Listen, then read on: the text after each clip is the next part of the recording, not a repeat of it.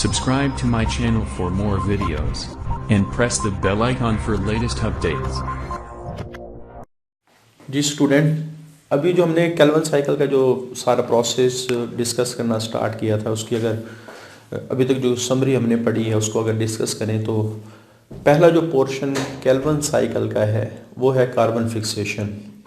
3 phases में हमने Calvin cycle को डिवाइड किया है। पहली जो फेज़ है कार्बन फिक्सेशन की वो हम पिछले लेक्चर में डिस्कस कर चुके हैं। तो कार्बन फिक्सेशन बेसिकली हमारे पास अगर हम इसको दोबारा एक दफ़ा रिवाइज करें तो 3 राइबोलोज बाईफॉस्फेट के मालिक्यूल, 3 कार्बन डाइऑक्साइड के मालिक्यूल मिलके 6 कार्बन वाले 3 कंपाउंड बनाएंगे। उसके बाद इस रिएक्शन को कैटालाइज करता है रूबिस्को एंजाइम।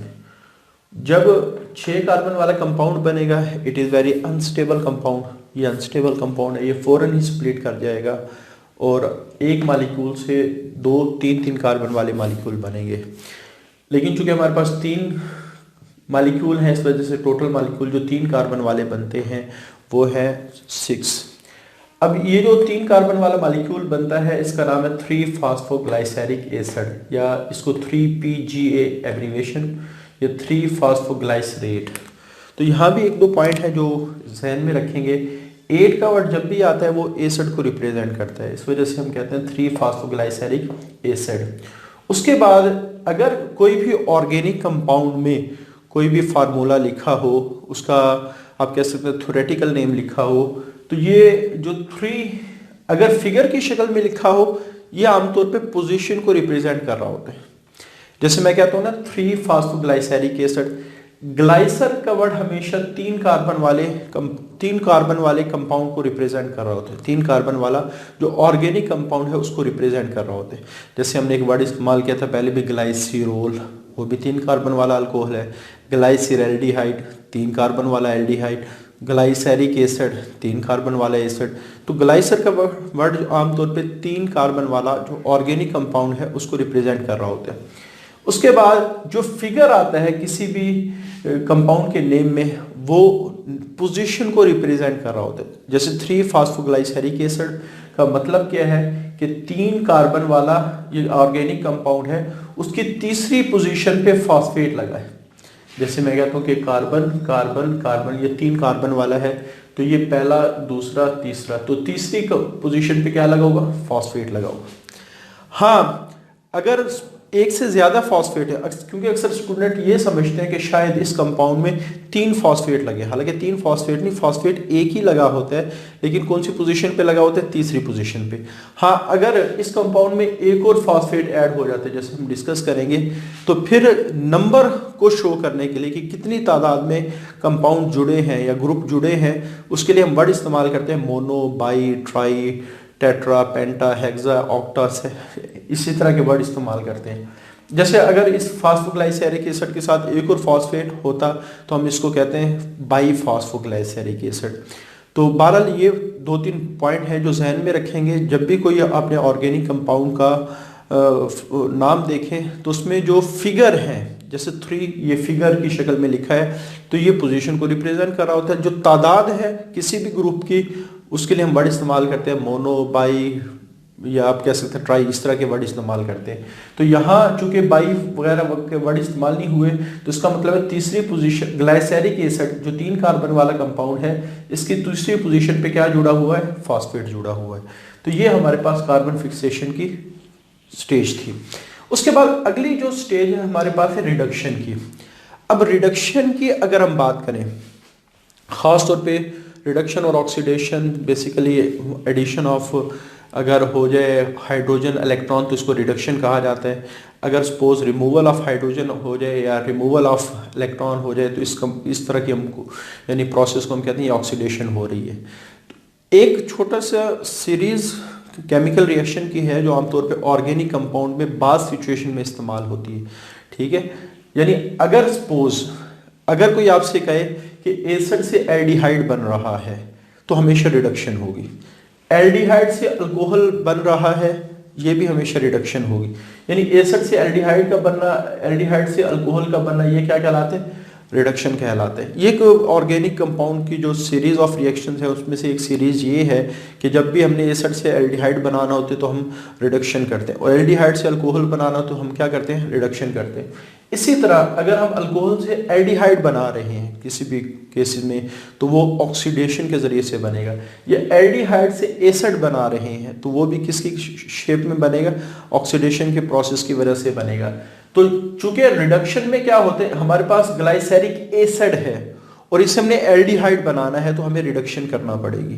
तो इस वजह से इस स्टेज का जिसमें ग्लाइसेरिक एसिड ग्लाइसरल्डिहाइड में कन्वर्ट होगा तो इस प्रोसेस, इस स्टेप को हम कहते हैं, इस फेज को रिडक्शन की फेज कहते हैं। तो सबसे पहले अगर हम बात करें इसी फेज की कि रिडक्शन में बेसिकली होता क्या है, तो सबसे पहले अभी तक हमारे पास 6 मॉलिक्यूल फास्फोग्लाइसेरिक एसिड के आए हैं। तो 3 फास्फोग्लाइसेरिक एसिड का मतलब कि ग्लाइसेरिक एसिड की पोजीशन नंबर 3 पे क्या जुड़ा है, फॉस्फेट। इसके टोटल मॉलिक्यूल जो बने हैं 3 कार्बन डाइऑक्साइड से और 3 राइबोलोज बाइफॉस्फेट से, वो 6 हैं। ठीक हो गया। हर मॉलिक्यूल में फॉस्फोराइलेशन होगी, एडिशन ऑफ फॉस्फेट हर मॉलिक्यूल में। ये चूंकि 6 मॉलिक्यूल हैं तो 6 के 6 जितने भी मॉलिक्यूल हैं उनके हर मॉलिक्यूल में एक एक फॉस्फेट ऐड होगा, और वो फॉस्फेट आएगा कहाँ से, एटीपी से। ठीक है, चूंकि 6 मॉलिक्यूल है तो 6 मॉलिक्यूल एटीपी के इस्तेमाल होंगे। एक मॉलिक्यूल से एक फॉस्फेट एटीपी, यानी आप कह सकते एक मॉलिक्यूल को एटीपी का एक मॉलिक्यूल फॉस्फेट प्रोवाइड करेगा। तो हमारे पास चूंकि एक फॉस्फेट इसके पास पहले था और तीसरी पोजीशन पे लगा हुआ था, एक फॉस्फेट यहां से आ गया तो अब 2 फॉस्फेट हो, और जो दूसरा फॉस्फेट आता है वो पहली पोजीशन पे आके लगता है। इस वजह से नाम इस्तेमाल किया गया 1,3 बाइफॉस्फोग्लाइसरेट। 8 का वर्ड किसको रिप्रेजेंट करता है, एसिड को रिप्रेजेंट करते हैं। तो अभी जैसे मैंने कहा कि जो फिगर है वो किसको रिप्रेजेंट कर रहे होते हैं, पोजीशन को रिप्रेजेंट कर रहे होते हैं, और बाई वगैरह ये नंबर, तादाद को रिप्रेजेंट कर रहे होते हैं। तो इसका मतलब क्या, 1,3 बाइफॉस्फोग्लाइड, जैसे कार्बन कार्बन कार्बन, ये 3 कार्बन वाला है तो एक तीसरे और एक पहली पोजीशन पे फॉस्फेट लगे, तो ये 1,3 बाइफॉस्फोग्लाइसरेट। तो 3 फास्फोग्लाइसरिक एसिड से 1,3 बाइफॉस्फोग्लाइसरेट बना कैसे है, ईच मॉलिक्यूल जो पीजीए का यानी फास्फोग्लाइसरेट के इसका जो मॉलिक्यूल है रिसीव एन एडिशनल फॉस्फेट, वो फॉस्फेट को रिसीव करते हैं फ्रॉम एटीपी से टू फॉर्म 1,3 बाइफॉस्फोग्लाइसरेट, जिसकी वजह से 1,3 बाइफॉस्फोग्लाइसरेट बन जाता है। तो ये हमारे पास पहला है कि 1,3 बाइफॉस्फोग्लाइसरेट कैसे बनेगा। उसके बाद अब ये 8 है, अगला स्टेप है हमने उससे एल्डिहाइड बनानी। तो ये जो प्रोसेस है ये रिडक्शन का है। ये प्रोसेस क्या है, 8 से यानी एसिड से एल्डिहाइड का बनना, ये प्रोसेस किसका है, रिडक्शन का है। तो ये बनेगा कैसे, NADPH। अब ये ATP और NADPH आ कहां से रहा है, ये लाइट रिएक्शन से आ रहा है। तो ये जो 1,3 बाइफॉस्फोग्लाइसरेट है, NADPH से इलेक्ट्रॉन जो लाइट रिएक्शन में इसमें ऐड हुए थे, इसका हाइड्रोजन आयन इस्तेमाल करते हुए, अब जिसमें दोनों चीजें ऐड हो रही हैं तो वो क्या बन जाते हैं, रिड्यूस्ड कंपाउंड बन जाते हैं, उसमें रिडक्शन हो जाती है। तो 1,3 बाइफॉस्फोग्लाइसरेट की जब रिडक्शन होगी तो इससे ग्लाइसरल्डिहाइड 3 फॉस्फेट बनेगा। अब यहाँ एक और चीज कि यहाँ हमारे पास सिर्फ तीसरी पोजीशन पे फॉस्फेट लगा है, क्योंकि यहाँ बाई और ट्राई का वर्ड इस्तेमाल नहीं हुआ। यहाँ कितने हैं, 2 हैं, यहाँ 1 है, यहाँ पहली और तीसरी पोजीशन पे लगे। अब ग्लाइसर का क्या मतलब है कि ये 3 कार्बन वाला कंपाउंड होगा। एल्डिहाइड ये तो पूरे ग्रुप का नाम है। 3 फॉस्फेट का क्या मतलब है, तीसरी पोजीशन पे फॉस्फेट लगा है, यहाँ 2 पोजीशन पे लगा है, यहाँ 1 पोजीशन। तो इसका मतलब ये हुआ कि जब ये रिएक्शन होगा तो एक फॉस्फेट ये बाहर निकल जाएगा, एक फॉस्फेट बाहर निकल जाएगा। क्योंकि यहाँ 6 मॉलिक्यूल आते हैं तो 6 मॉलिक्यूल NADPH2 के इस्तेमाल होंगे, 6 मॉलिक्यूल NADPH2 के कन्वर्ट होंगे NADP में, और ये 6 फॉस्फेट, हर मॉलिक्यूल से एक फॉस्फेट निकलेगा तो 6 फॉस्फेट के मॉलिक्यूल बाहर निकल जाएंगे। तो इस तरह हमारे पास 3 फास्फोग्लाइसरिक एसिड से जो एक एडिशनल स्टेप के जरिए से, जिसमें ATP अपनी फॉस्फेट देता है 1,3 बाइफॉस्फोग्लाइसरेट को, फिर उसके बाद उस 1,3 बाइफॉस्फोग्लाइसरेट की रिडक्शन होती है NADPH के जरिए से, इसमें हाइड्रोजन और इलेक्ट्रॉन ऐड किए जाते हैं। उसके बाद जो कंपाउंड बनता है वो ग्लाइसरल्डिहाइड 3 फॉस्फेट बनता है। तो ये G3 3p इसका एब्रीवेशन है। तो हर कंपाउंड के एब्रीवेशन भी आप लोगों को याद होने चाहिए। तो ये कैसे बना है 1,3-बाइफॉस्फोग्लाइसरेट से ग्लिसरॉल्डिहाइड 3-फॉस्फेट। तो one three bisphosphoglycerate by receiving high energy electron and proton from NADPH of light reactions. तो लाइट रिएक्शन का जो NADPH2 है उससे जब ये 1,3-बाइफॉस्फोग्लाइसरेट इलेक्ट्रॉन भी लेगा, हाइड्रोजन भी लेगा, तो हमारे पास जो कंपाउंड बनेगा वो G3P बनेगा। तो इस सारे स्टेज को हम कहते हैं ये रिडक्शन की स्टेज है। तो फिक्स कार्बन किस शक्ल में थी? 3-फॉस्फोग्लाइसरिक एसिड की शक्ल में थी। जो कार्बन फिक्सेशन के बाद कंपाउंड बना था वो फॉस्फोग्लाइसरिक एसिड है। अब फॉस्फोग्लाइसरिक एसिड को रिड्यूस किया गया। रिड्यूस कैसे किया? With high energy. रिड्यूस किस में किया गया है? Is reduce to high energy G3P में। तो फिक्स कार्बन से हमने G3P बनाई है। बनाई कैसे है? ATP की एनर्जी इस्तेमाल हुई और रिड्यूसिंग पावर किसकी इस्तेमाल हुई? NADPH2 की इस्तेमाल हुई। यानी ये जो रिड्यूस कार्बन है ये G3P में यानी ग्लिसरॉल्डिहाइड 3-फॉस्फेट में कन्वर्ट हुआ। किसको? ATP को इस्तेमाल करते हुए और NADPH2 को इस्तेमाल करते हुए G3P बनता है। ये G3P जो ATP और NADPH2 की वजह से बना है। ये G3P भी उस वक्त भी बनेगा जब ग्लाइकोलाइसिस का प्रोसेस हो रहा होगा। अब ग्लाइकोलाइसिस क्या है? ग्लूकोज की स्प्लिटिंग। और ये होती कब है? जब रेस्पिरेशन हो रही होती, यानी रेस्पिरेशन का जो प्रोसेस है जब वो कैरी ऑन होता है तो उस वक्त ग्लूकोज की स्प्लिट करता है। और जब ग्लूकोज की स्प्लिटिंग होती है तो पहली स्टेप को हम कहते हैं ग्लाइकोलाइसिस। तो जब हम ग्लूकोज को तोड़ेंगे तो उस वक्त भी G3P का मॉलिक्यूल बनेगा। ये आगे जब हम ग्लाइकोलाइसिस की पूरी डिटेल डिस्कस करेंगे उसमें आपको क्लियरली पता भी चल जाएगा कि G3P बना कहाँ से। यहाँ सिर्फ ऑब्जेक्टिव के लिहाज से इंपॉर्टेंट याद करना है कि जो G3P शुगर बनते हुए बना है वो शुगर टूटते हुए भी बनता है दोनों। यानी जब शुगर बन रही होती है उसकी फॉर्मेशन हो रही होती है तो एक इंटरमीडिएट G3P है। और उसके बाद जब शुगर टूट रही होती है, बड़े बड़े कंपाउंड टूट रहे होते हैं तो उसमें जो ग्लूकोज की स्प्लिटिंग है तो उसमें भी G3P की फॉर्मेशन होती है। अब G3P टोटल हमारे पास जो बने हैं वो 6 बने हैं। 6 G3P बने, ग्लिसरॉल्डिहाइड 3-फॉस्फेट के 6 मॉलिक्यूल बने हैं। लेकिन इन 6 में से सिर्फ एक मॉलिक्यूल ऐसा है जो मुख्तलिफ किस्म के कार्बोहाइड्रेट बनाने के लिए इस्तेमाल होता है। और बाकी जो 5 हैं वो फिर आगे चले जाते हैं साइकिल में और मजीद जो राइबोलोज बाइफॉस्फेट के मॉलिक्यूल जिससे हमने साइकिल को स्टार्ट किया था उनको बनाने में इस्तेमाल होंगे। यानी 6 जो मॉलिक्यूल बने हैं ये 2 पोर्शन में डिवाइडेड हो। एक G3P साइकिल को छोड़ देता है और जो बाकी 5 G3P है वो साइकिल में आगे चले जाते हैं। तो ये इस वजह से हम कहते हैं ओवरऑल जो हमारे पास साइकिल जब चलता है, ओवरऑल साइकिल जब चलता है तो उसमें से सिर्फ एक G3P आउटपुट के तौर पे बाहर निकलता है। बाकी सारे के सारे जो G3P बनेंगे वो साइकिल में दोबारा इस्तेमाल होंगे। तो इस वजह से हम नेट गेन ऑफ G3P यानी केल्विन साइकिल का प्रॉफिट कितना है। वैसे तो 6 G3P बन रहे हैं लेकिन प्रॉफिट वाले G3P कितने हैं? Actually G3P not glucose is produce in Calvin cycle. Calvin cycle में जो ट्राइओज कार्बोहाइड्रेट बने वो सिर्फ G3P। ग्लूकोज केल्विन साइकिल में नहीं बनता। स्टूडेंट ये समझ रहे होते हैं कि ग्लूकोज का मॉलिक्यूल शायद केल्विन साइकिल की प्रोडक्ट है। केल्विन साइकिल में सिर्फ G3P बनता है। फिर G3P को आगे मॉडिफाइड करके मजीद उससे कार्बोहाइड्रेट बनाए जा रहे होते हैं, उसमें ग्लूकोज भी शामिल है।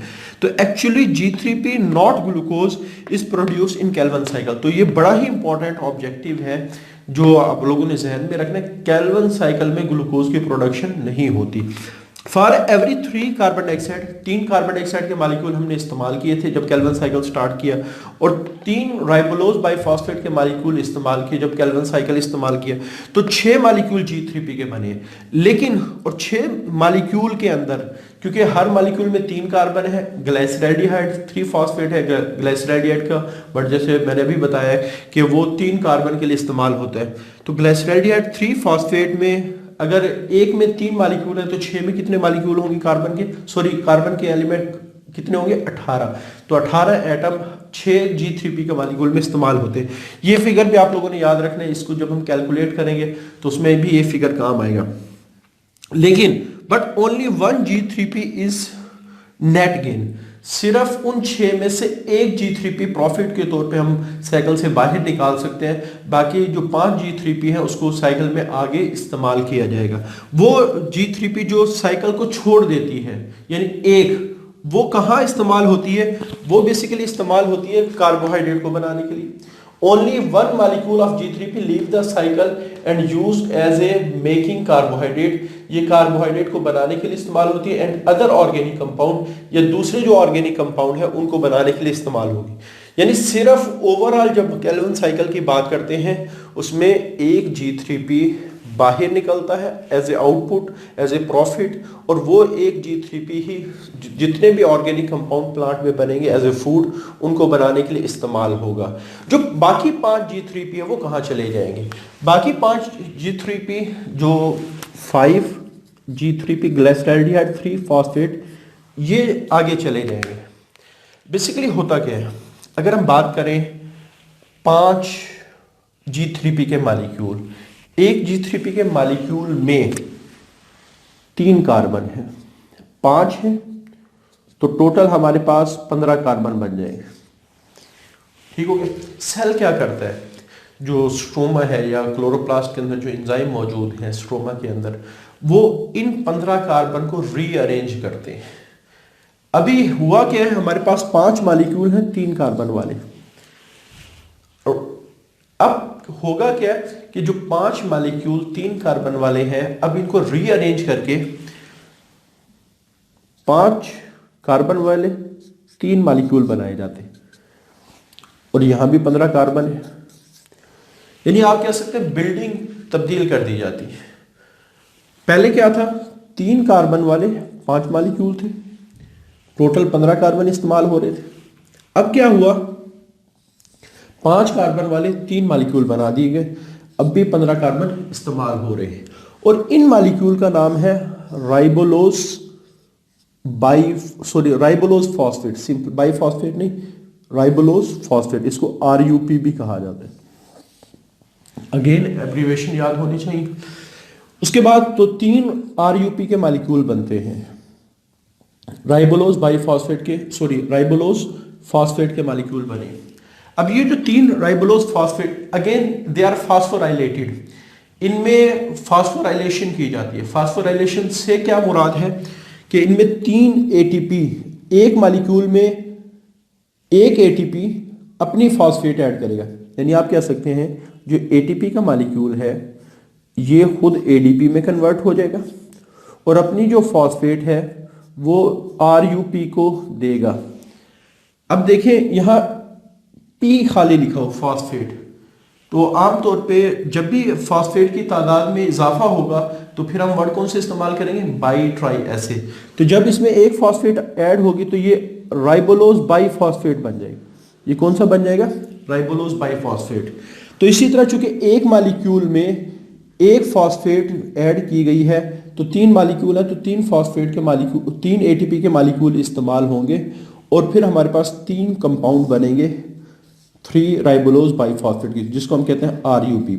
और ये वही मॉलिक्यूल हैं जिससे हमने साइकिल को स्टार्ट किया था। यानी आप ये कह सकते हैं कि जिस वक्त 3 राइबोलोज बाइफॉस्फेट के मॉलिक्यूल मिल गए, तो 3 राइबोलोज के बाइफॉस्फेट के मॉलिक्यूल ही साइकिल को स्टार्ट करने वाले हैं। इस वजह से हम कह सकते हैं ये 3 राइबोलोज फिर नेक्स्ट केल्विन साइकिल को स्टार्ट करेंगे।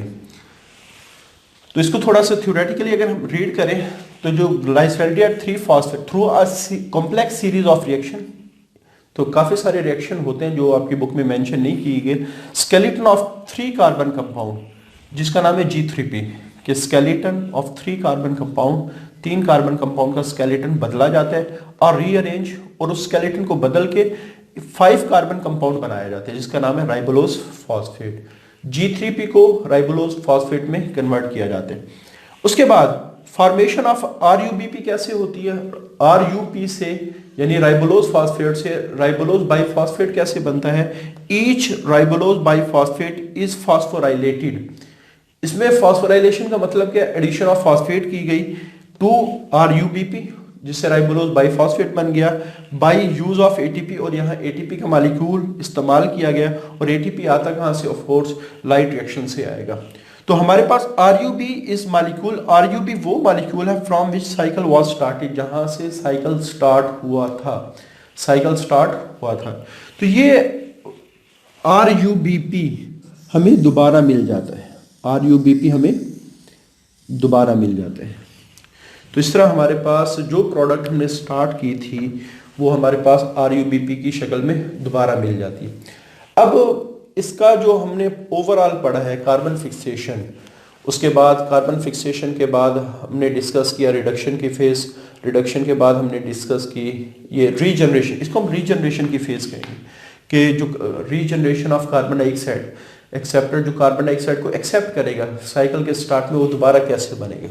अब इसको हम डिस्कस करते हैं समरी की शक्ल में, यानी जो बुक में डायग्राम बनी हुई है उसकी शक्ल में, यानी ओवरऑल जो केल्विन साइकिल है इसको आप डायग्राम के लिहाज से कैसे डिस्क्राइब करें, क्योंकि अक्सर औकात ये होता है कि डायग्राम ही बाज़ दफ़ा पूछ ली जाती है पेपर के अंदर, और उसके बाद फिर हम डिस्कस करेंगे कि ये जो जितने भी स्ट्रक्चर है RUBP इसका फार्मूला क्या है ताकि आप लोगों को समझने में आसानी हो। इसी तरह ग्लाइसरेट का 3-फॉस्फोग्लाइसरेट का फार्मूला क्या है, G3P का फार्मूला क्या है, इसको हम डिस्कस करते हैं अभी थोड़ी देर में।